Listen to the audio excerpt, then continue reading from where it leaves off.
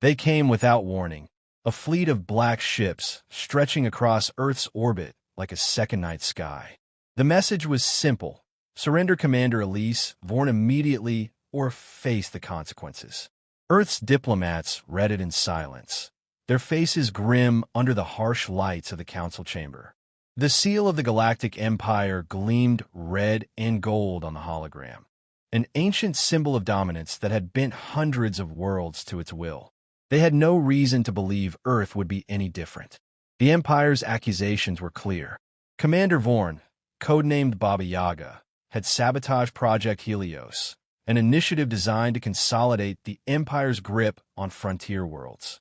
She had left entire fleets adrift, depots scorched to molten slag, admirals humiliated by defeat at the hands of a single operative.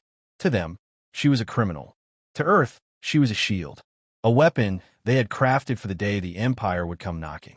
Earth's response was transmitted less than an hour later. No frantic diplomacy, no desperate bargaining.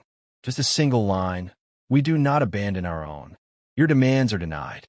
The words echoed through the Empire's high command, stirring confusion, disbelief, and a growing sense of unease. No one said no to the Empire. No one. They expected fear. They got defiance. Earth remained silent after that, not deigning to engage further. Surveillance probes recorded the quiet activation of orbital defense grids. Blackout protocols initiated across Earth's satellite networks. Merchant traffic diverted. Civilian broadcasts went dark. A world preparing not for surrender, but for siege. On the Empire's flagship, Admiral Veeler paced before the view screens, hands clasped tightly behind his back. He had crushed rebellions on 5 worlds, vaporized cities from orbit without hesitation. Yet the defiance of this insignificant human world gnawed at him in a way he could not name. He told himself it was only a matter of overwhelming force. Earth would bow. All did eventually. Orders were given. 3 assault fleets detached from the main Imperial Armada, sleek and terrible in their power. Their objective: seize Earth's orbital infrastructure, cripple their ability to resist, and extract the fugitive. A clean operation, quick and efficient. The Admiral assured his superiors that humanity's lesson would be swift. Meanwhile, down on Earth there was no panic, no riots, no desperate evacuations. Instead, there was a calm, methodical readiness, as if the world had long expected this moment and now simply moved to embrace it. Families reinforced their homes. Soldiers donned their armor in silence. Engineers recalibrated rail cannons and missile platforms with steady hands. Somewhere beyond the solar system, the woman they wanted was already moving. Elise Vorn, humanity's shadow, humanity's blade, traveled under 100 false names, on ships no Imperial scanner could trace. She moved through the arteries of the Empire itself, unseen, unfelt, like a ghost. Every admiral and governor whispered her code name with a mixture of hatred and fear. The Baba Yaga, the one who came when you thought yourself untouchable, who finished the job when others would retreat. She had not waited for Earth's permission. She knew what the Empire's ultimatum meant. She knew how this would end. Her orders had been clear years ago, long before the first shot was ever fired. When they come, you do not negotiate. You do not beg. You finish the job. As the Empire's fleets moved into formation above Earth, Elise infiltrated a listening post near Alpha Centauri. She listened to their battle plans, their calm channels brimming with the smug confidence of a power that had never known true resistance. She smiled a grim, humorless smile and began to set her traps. Back on Earth, watchers on the darkened continents looked up at the alien lights in the sky, bright and unfamiliar, scattered like embers above the clouds. They did not weep. They did not pray. They waited, and behind their patience was a steel that centuries of hardship had forged. The first assault ships moved forward, engines flaring white against the blackness. Earth's orbital guns waited, silent and primed, their operators listening to their heartbeats, counting down to the inevitable. Across 1,000 worlds, the Galactic Empire had built a legend of invincibility. It was a mistake they would not live long enough to regret. Elise Vorn moved like a shadow between the stars, her ship a ghost slipping past Imperial patrols. She needed no fleet, no support, no backup plans. She was the plan. In the cold silence of space, she reviewed her targets: communications hubs, logistics depots, command relays. They thought her goal was survival. They were wrong. Her goal was collapse. The first target fell before they even realized she was near. A lone relay station deep in Empire-held territory, controlling supply chains for the incoming assault fleets. Elise boarded silently, neutralized the skeleton crew with clean, efficient strikes, and programmed a cascade failure into their navigation databases. Supply lines blinked into chaos as starships collided, rerouted into dead space, or vanished into black holes from sabotaged jump coordinates. Thousands of Imperial personnel lost without a shot fired.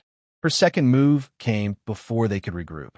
She intercepted encrypted Imperial orders, replaced them with counterfeit commands. Elite squadrons found themselves firing on each other, mistaking friends for foes in the confusion. Entire battalions destroyed themselves without understanding how it happened. Imperial command blamed incompetence. Elise left no evidence otherwise. Word spread quickly through the ranks. Whispers of a human ghost, the Baba Yaga, haunting their fleets.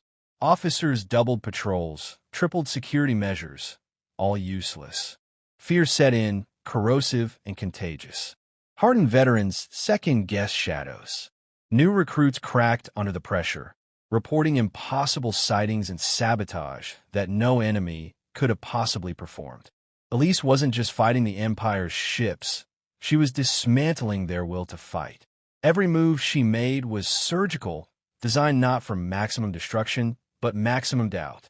She sabotaged life support systems on one ship, communications on another, leaving just enough survivors to spread the stories. She let them imagine she was everywhere, unstoppable, inevitable. On a deep space platform orbiting a barren world, Elise listened to intercepted transmissions from Imperial High Command. Frantic, clipped voices arguing over rumors, questioning each other's competence, growing distrustful of their own intelligence divisions. Admirals accusing governors, commanders accusing their own officers. Elise had ignited the most powerful weapon humans had ever mastered: chaos. She knew the Empire would tighten its grip. Empires always did. She let them. She counted on it. Every extra layer of security slowed their operations, made them predictable. Every ship assigned to guard duty was one less to assault Earth. Every whisper of her name eroded their discipline a little more. She moved with calculated precision, never striking the same way twice. She planted false data, leaked false escape routes, created ghosts within their systems. The Baba Yaga wasn't one woman anymore. She was an idea, an infection spreading through the heart of Imperial order. On Earth, Command received her fragmented updates. They understood her strategy without needing explanations. Humanity had long learned that wars were not won by brute strength, but by knowing where to push, when to vanish, and how to make the enemy fight itself. There were no grand speeches, no medals, no applause, only a quiet, grim acknowledgement that Elise was buying Earth time with every move. Time to sharpen defenses. Time to prepare for the real battle to come. In the quiet moments between operations, Elise remembered why she fought. Not for glory, not for revenge, but for the simple, stubborn belief that no empire had the right to dictate the fate of another people. That freedom was not a privilege to be granted by alien hands, but a right to be defended by any means necessary. She rearmed, recalibrated her gear, patched her ship with scavenged parts. Perfection wasn't necessary. Function was. She didn't need to outrun the Empire. She only needed to outlast their patience, drain their resources, and bleed their morale dry. Imperial analysts tried to predict her moves. They failed. She understood them better than they understood themselves. She understood pride. She understood fear. And she understood what no Imperial officer dared admit: that once fear took root, no amount of firepower could cure it. Fleet commanders ordered scorched earth policies against any suspected human outposts. They made more enemies than they silenced. Refugees fled to Earth's banners. Systems that had tolerated the Empire began to question their loyalty. Elise's campaign wasn't just defensive. It was contagious. Every act of imperial brutality fueled resistance across the stars. By the time Elise destroyed her fourth critical hub, she wasn't merely a fugitive anymore. She was the spark of a larger fire, one even Earth hadn't fully anticipated. The Empire hadn't provoked a planet. They had provoked a species. And humanity, when cornered, was the deadliest animal in the galaxy. Earth did not wait for the enemy to strike. While the Empire obsessed over Elise Vorn, Earth's response unfolded with cold precision. Hidden satellites came online. Networks that had slept in silence for decades activated with seamless coordination. Digital ghosts infiltrated imperial banking systems, military archives, and navigation databases. Fortresses built over centuries crumbled from within, undone not by fleets, but by lines of corrupted code and misdirected commands. Power grids failed across key imperial sectors. Critical supply shipments disappeared into deep space. Entire planetary systems went dark without a single shot fired. Governors panicked, commanders turned on one another, and the Empire, used to overwhelming force, struggled to comprehend an enemy that refused to meet them on a battlefield. Earth understood the simple truth: survival was not enough. Humanity would not allow its future to hang on the mercy of an empire built on conquest. It had to strike, and it had to strike in ways the Empire could not counter. No mass fleets, no grand battles, just relentless pressure applied precisely where it hurt most. Every human corporation, every agency, every hacker collective worked toward a single goal. Information flowed like blood through invisible veins, and Earth's operators wielded it with brutal efficiency. Enemy fleets found themselves stranded without fuel. Colonial governors discovered that the funds to pay their mercenaries had simply evaporated. Elite soldiers, once loyal, defected when their families received untraceable transmissions revealing the Empire's hidden atrocities. The Empire's greatest strength, its vast size, became its greatest weakness. Earth's strategy was simple: force them to defend everything until they could defend nothing. Throughout all, Earth's leadership said little. There were no declarations of war, no broadcasts of defiance. Only a quiet, implacable resolve, communicated across encrypted channels, resonating through every man, woman, and child who understood that this fight was not just for survival, but for the right to exist without kneeling. Even as imperial fleets hung above the atmosphere, Earth's cities did not cower. Underground bunkers transformed into command centers. Railguns rose from hidden silos. Orbital platforms armed themselves silently, locking targets with machine precision. Humanity had spent centuries preparing for the moment the stars turned hostile. The Empire issued another ultimatum, more desperate than the first. Surrender Elise Vorn, stand down defenses, and Earth would be spared total annihilation. Earth's reply arrived without ceremony. A simple signal pulse, one phrase embedded within the data packet: "We are not afraid." Across the Empire, cracks widened. Discontent simmered on the edges of its worlds, fueled by whispers of Earth's resistance. Minor species, long oppressed, began to question the strength of their masters. No propaganda could hide the truth that a single world, alone and surrounded, had stood against the Empire and refused to yield. The Empire retaliated where it could. Border outposts were destroyed. Civilian colonies sympathetic to Earth's cause were scorched from orbit. But every act of brutality backfired, adding more weight to Earth's growing legend. Humans were no longer seen as desperate rebels. They were a symbol that defiance was possible, that the Empire was not invincible. Inside the council chambers on Earth, commanders reviewed battlefield data with cold focus. They knew they could not win by meeting the Empire head-on. Every action had to bleed the enemy without bleeding themselves. Every move had to cost the Empire far more than it cost Earth. Civilian volunteers joined militia ranks. Engineers reconfigured mining lasers into planetary defense grids. Students wrote code that crippled imperial bureaucracies. Farmers donated food to sustain resistance cells forming beyond Earth's borders. Every human became part of the war machine, not because they were ordered, but because they chose to fight. In the void between stars, Earth's outposts grew silent and deadly. Listening posts intercepted Imperial transmissions, cataloged movements, fed raw intelligence back into Earth's networks. No fleet moved without being seen. No strategy was crafted without being anticipated. The Empire realized too late that Elise Vorn was not their greatest threat. She had only been the beginning. The real danger was Earth itself, a world that refused to forget, refused to forgive, and refused to fall. In desperation, the Empire tried to rally. They called in veteran fleets, summoned dreadnoughts from distant sectors, deployed their most feared commanders. They thought Earth would break under pressure, that humanity's spirit would falter. Instead, they found a species that had spent its entire history surviving disaster, enduring hardship, and turning every defeat into a lesson. They found a people who had stared into the abyss more than once, and every time had climbed out stronger. The Empire demanded surrender. Earth answered with silence, and preparations to strike back harder than ever before. The Empire's final assault began without ceremony. No warnings, no negotiations.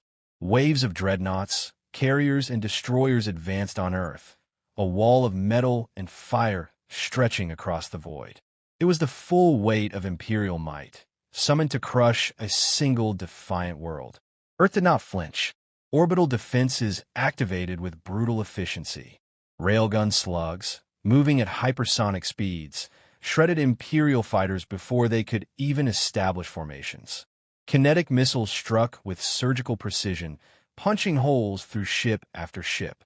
Electronic warfare systems blinded enemy sensors, turned their targeting arrays into static. The first wave faltered before it even touched atmosphere. But Earth's defenders knew numbers alone would not save them. They had prepared not to win a clean battle, but to bleed the Empire dry. Every orbital platform was rigged to self-destruct if compromised, denying the enemy any foothold. Every city had fallback layers, each more fortified than the last. In orbit, Imperial admirals screamed for reinforcements as ship after ship vanished from their tactical displays. What few landings they achieved were met with savage resistance. Human forces fought not for territory, but to grind the invaders down, forcing them to pay dearly for every meter. Elise Vorn had not returned to Earth to hide. She had returned to finish the job. Her strikes came without warning. One by one, the Empire's command vessels were eliminated, not by massive fleet engagements, but by precise, lethal sabotage. Command centers vented into space. Generals found themselves cut off, blind, and leaderless. Entire squadrons drifted in confusion as Earth's forces pressed the advantage. Across the battlefield, humanity unleashed everything it had. Swarms of autonomous drones overwhelmed enemy walkers. Plasma rifles, once prototypes, fired until their barrels melted. Exosuits enhanced human soldiers into unstoppable juggernauts that tore through Imperial armor like paper. Every new weapon was the culmination of centuries of preparation, hidden until the moment it mattered most. The Empire fought with fury, but fury alone was not enough. Their tactics, honed against lesser enemies, failed against humans who refused to fight on predictable terms. Guerrilla ambushes shredded supply lines. Precision strikes collapsed forward operating bases. Saboteurs crippled heavy artillery before it could be deployed. Even as cities burned, Earth adapted faster than the Empire could react. Civilian resistance cells sprang up behind enemy lines, transmitting troop movements, disrupting logistics, sabotaging fuel depots. Every captured district became a trap. Every victory the Empire achieved turned into a bleeding wound. In space, the Imperial command structure began to disintegrate. Ships fired blindly, their targeting systems corrupted. Friendly vessels were mistaken for enemy ones. Elise's digital fingerprints were everywhere, sowing chaos faster than the Empire could patch the holes. With each passing hour, the psychological toll deepened. Imperial soldiers fought without sleep, without supplies, without leadership. Fear and exhaustion hollowed them out. They realized, too late, that Earth was not merely resisting. Earth was consuming them. As the Empire's fleets faltered, Earth pushed harder. Precision strikes crippled remaining carriers. Stealth fighters assassinated retreating commanders. Massive orbital strikes reduced Imperial landing zones to glass and ash. There was no mercy. There was no negotiation. Earth had offered the Empire a choice at the start. They had refused. Now, Earth answered in the only language the Empire had ever respected: total, unrelenting destruction of their invading force. The breaking point came quietly. An Imperial dreadnought, the flagship of the invasion, detonated from within, ripped apart by a sabotage team that had infiltrated its core. The explosion shattered morale across the battlefield. Retreat orders were given, but Earth's forces offered no escape. The Empire's fleets tried to flee, scattering into the void. Earth's forces pursued with cold efficiency, hunting them down system by system, making it clear that there would be no forgiveness, no survival for those who had dared to threaten humanity's home. When it ended, the silence was total. Earth's skies, once shadowed by invaders, stood clear again. Ashes drifted through ruined cities. The cost had been unimaginable, but the message was undeniable. Earth would not fall. The Galactic Empire, bruised and humiliated, recoiled. Across their vast dominions, news of Earth's stand spread like wildfire. Other worlds, long oppressed, began to whisper, then to conspire. The myth of imperial invincibility was dead, broken not by massive fleets or superior technology, but by a people who refused to be broken. Elise Vorn disappeared again into the void, her mission complete. She left no monuments, no memorials. Her name passed into legend, a reminder that when humanity stands its ground, no empire, however vast, can endure against its will. Earth buried its dead, rebuilt its cities, and watched the stars with sharper eyes and stronger hearts. They knew this was not the last threat they would face, but they had remembered who they were, and the galaxy would not soon forget.